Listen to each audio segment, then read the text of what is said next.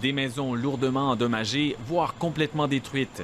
Le quartier Old East Village à London a connu l'effroi l'espace d'une nuit. Peu après 22h30, une boule de feu s'est formée dans le ciel, puis un écran de fumée a recouvert le quartier. Au sol, des dizaines de pompiers ont été appelés pour combattre le brasier. Ted et Tracy Balayevich vont se souvenir longtemps de cette nuit d'horreur.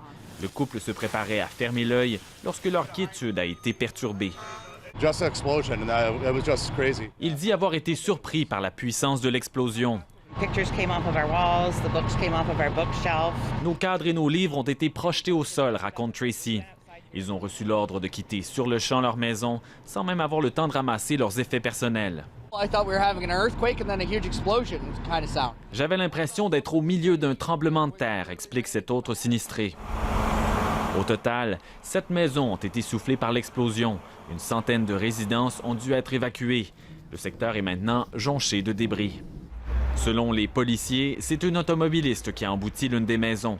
Son véhicule aurait percuté une conduite de gaz, ce qui aurait provoqué l'explosion.